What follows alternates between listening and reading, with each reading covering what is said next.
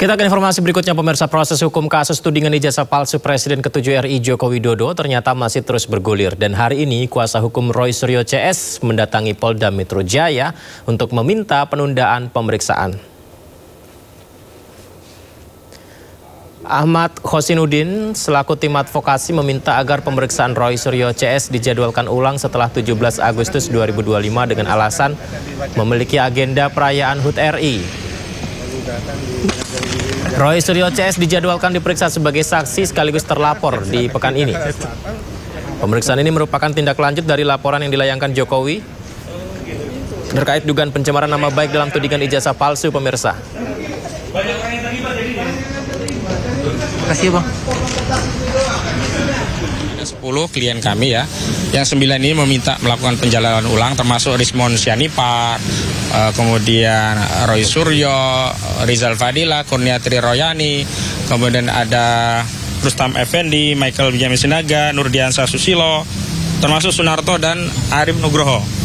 Kalau hari ini sebenarnya sedianya yang dipanggil adalah Arif Nugroho dan Sunarto. Sunarto panggilan yang lalu datang tapi pihak penyidik yang belum siap. Nah, sekarang dipanggil lagi justru Sunartonya yang memang minta penjadwalan ulang karena klien kami ada agenda berkaitan dengan perayaan 17 Agustus 2025 ini. Aktualnya panggilannya untuk Roy Suryo itu hari Selasa 12 Agustus, untuk Rismon Sianipar itu Kamis 14 Agustus. Tapi tadi kami minta ditunda agar setelah 17 Agustus. Alasannya tadi ada agenda yang berkaitan dengan perayaan 17 Agustus yang sudah terjadwal sehingga belum memenuhi di waktu yang telah ditetapkan, dan kita minta agar bisa lebih leluasa pemanggilan itu dijadwalkan ulang setidaknya setelah 17 Agustus. Ya kita hari merdeka lah, masa merdeka capek-capek diperiksa-periksa.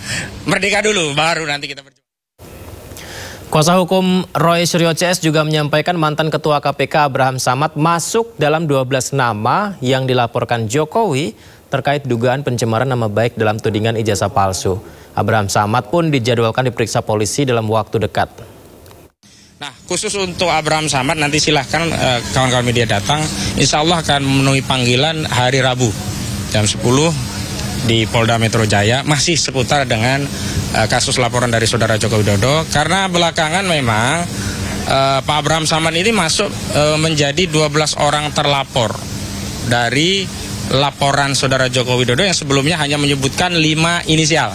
Kan sebelumnya saudara Joko Widodo hanya menyebut 5 inisial, itu adalah ES, yang dimaksud adalah Egy Sujana, kemudian ada TT, Tifauziah Tiasuma, ada RS, Roy Suryo, ada RS, Rismon Sianipar Hasiolan, termasuk yang terakhir ada K, Kurnia gitu. Tapi belakangan justru meningkat dari 5 menjadi 12 orang. Walau yang terakhir dari 12 orang itu kita sempat bertanya siapa sih sebenarnya yang dicemarkan begitu, ternyata saudara pelapor Joko Widodo saat dikonfirmasi oleh media ditanyakan siapa sebenarnya, nah, dia mengatakan hanya melaporkan peristiwa, tidak menyebutkan nama-nama.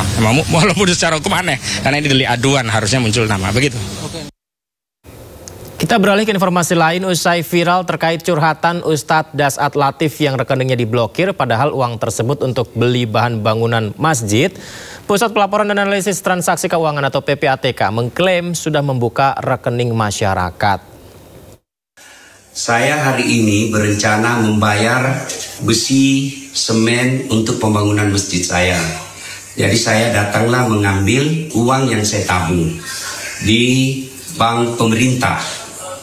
Setelah saya tiba ternyata rekening saya diblokir karena tidak aktif selama 3 bulan. Ustadz Dasat Latif menjadi salah satu dari ribuan nasabah yang rekeningnya diblokir. Dalam curhatannya, Ustadz asal Makassar tersebut mengatakan uang miliknya di rekening yang terblokir sejatinya merupakan tabungan untuk pembangunan masjid. Selain Ustadz Dasat Latif, rekening Ketua MUI Khalil Nafis juga diblokir PPATK. Menurutnya rekening itu uang untuk yayasannya. Kiai Khalil menganggap kebijakan PPATK sebagai kebijakan yang tidak bijak.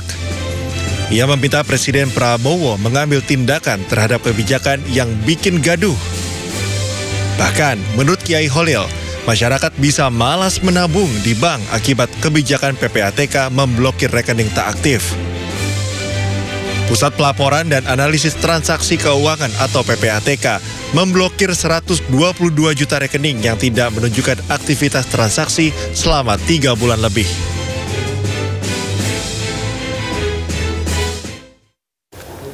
Pusat Pelaporan dan Analisis Transaksi Keuangan atau PPATK mencium adanya transaksi judi online dalam dompet digital atau e-wallet pemirsa. Dan PPATK akan memblokir juga e-wallet yang terindikasi terlibat tindak pidana.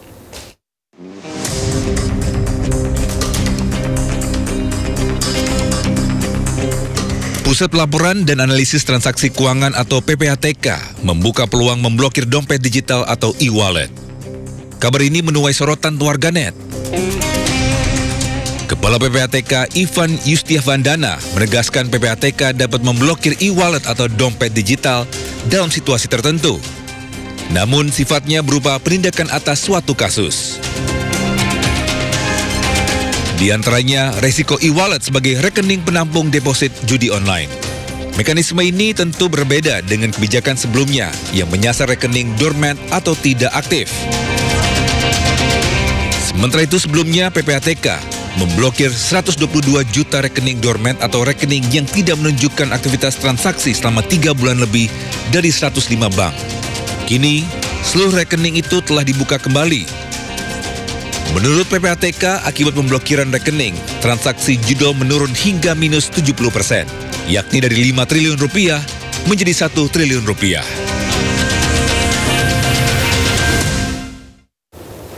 Sementara itu pemirsa, seorang buruh jahit di Kabupaten Pekalongan, Jawa Tengah kaget menerima surat berisi rincian transaksi kena pajak 2,8 miliar rupiah. Padahal yang bersangkutan mengaku tidak melakukan transaksi itu.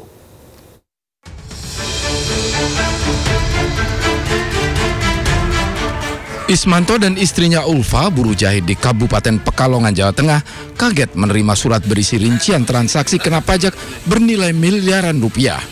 Tagihan tersebut diduga berasal dari transaksi pembelian kain di tahun 2021 lalu. Padahal yang bersangkutan mengaku tidak pernah memiliki usaha atau melakukan transaksi tersebut. Ismanto dan istri diduga menjadi korban dari sebuah transaksi senilai total 2,9 miliar rupiah yang terkena pajak.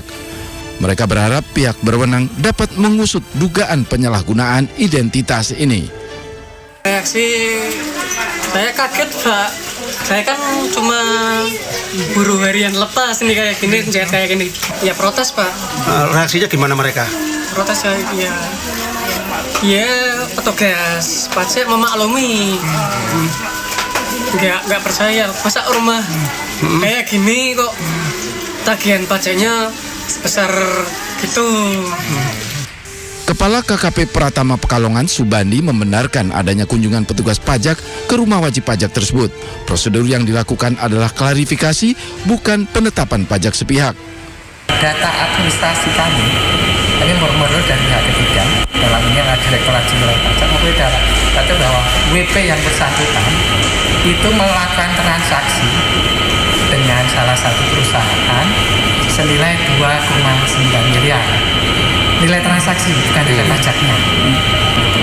Dan itu sebenarnya kami itu datang karena dari surat tersebut belum ada respon. Kami ini mendatangi, hanya menanyakan sebenarnya klarifikasi, benar enggak sih Pak, Bu, Anda ini melakukan transaksi nilai 2,9 sekali.